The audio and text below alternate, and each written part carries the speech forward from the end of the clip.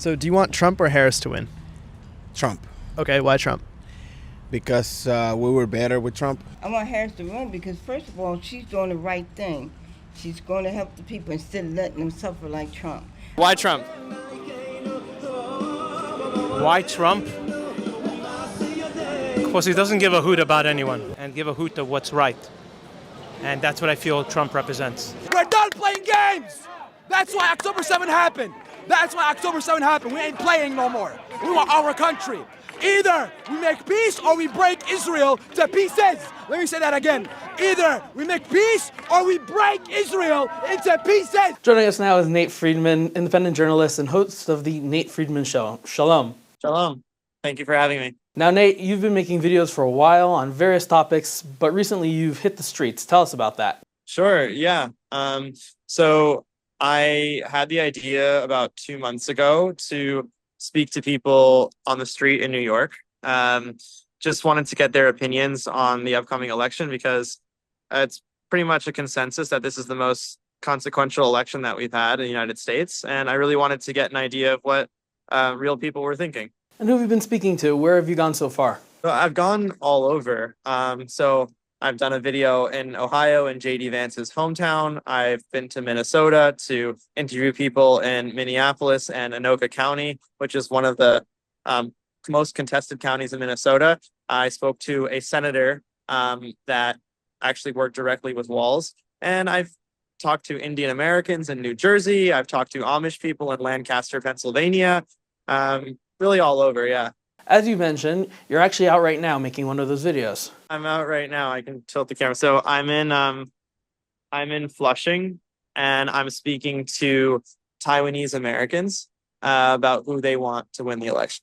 And Nate, tell me, how many people have you interviewed so far? I've interviewed over 350 people. What have you learned about how the American people, what the American people think of the candidates and of the elections that they're going to vote for in less than a day? Yeah, people are very intense about it, and as they should be. So you've got one side that believes that Trump is a threat to democracy, and that he would be an emperor. And then you've got another side that thinks that he's the one who's this is our last chance to restore America, to make America great again. So it's very, very divided. There are some people that feel like politics isn't going to influence their life that much. But I'd say a majority of people are all the way on one side.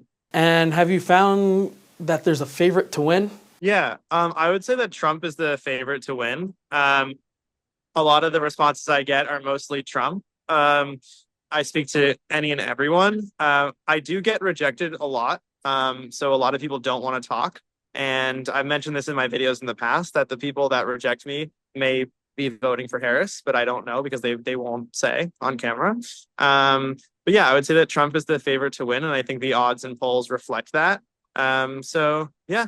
Nate, what was the most surprising answer you've gotten? Something that you expect to hear one thing and you heard the other? Yeah, I mean, so when I went to Lancaster, Pennsylvania, and I spoke to an Amish woman, and she told me that she'll be praying for the election and that she won't be voting.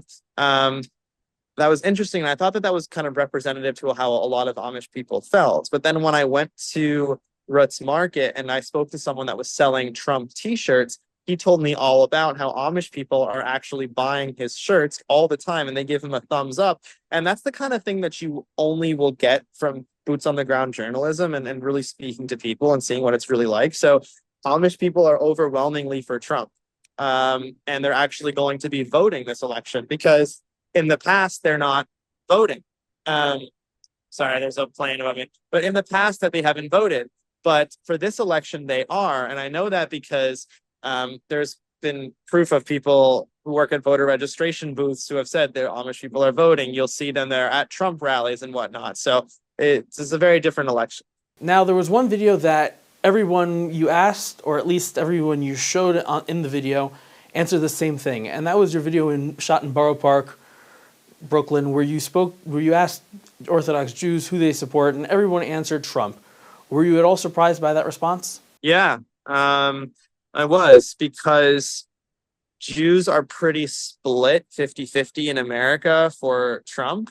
Most of the time, I think it's like 70 or 80% Democrat most of the time, but this time it's much closer to 50-50 due to Trump's very pro-Israel policy. I didn't expect Orthodox Jews to be thinking so differently than non-religious Jews. So that was very surprising. Yeah, not a single Harris voter that I spoke to there. In your interviews, you do a good job staying unbiased and you ask tough questions to both sides. But in fact, you don't hide the fact that who you support, and that would be? Yeah, that would be President Trump. And like you've asked many before, why Trump?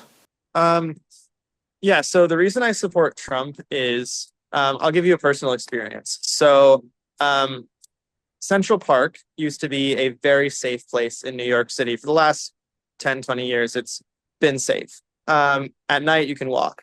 And I was going for a run, and I got punched in the face, and people tried to surround me, and I was afraid for my life. And this is the kind of thing that was not happening. And crime has gotten so bad.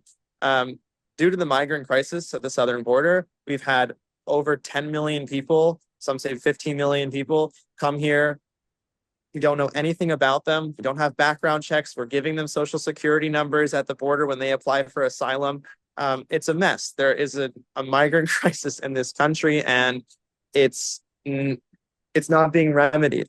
Trump's border wall worked. What's happening now is not working.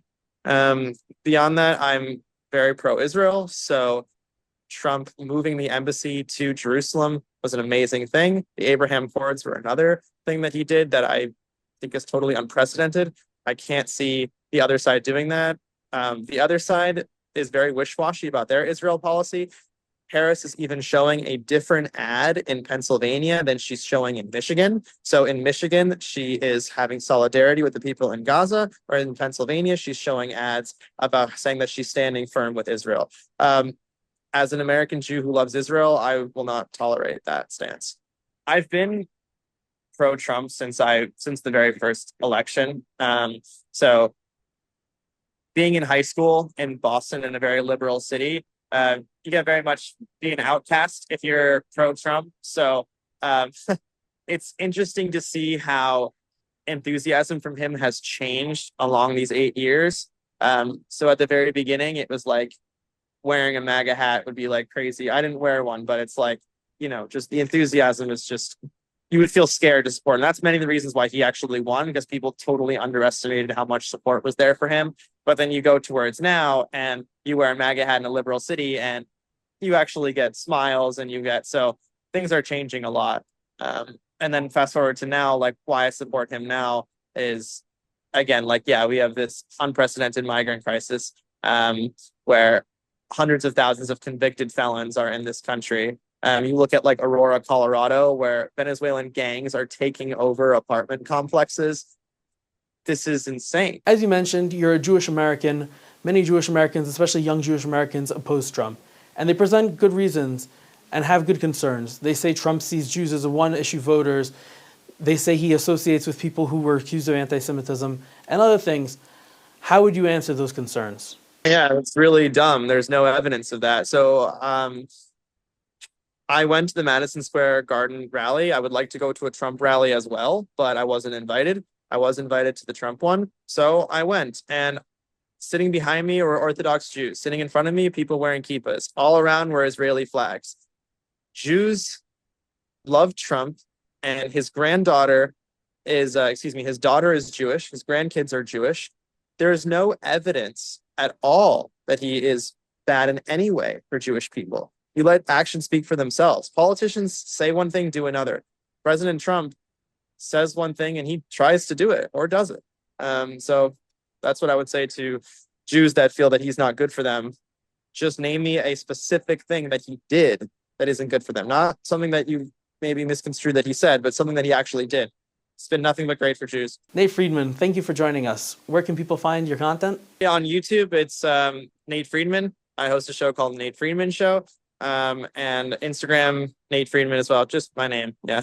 Nate Friedman, much success to you. Thank you very much. Yeah, thank you for having me.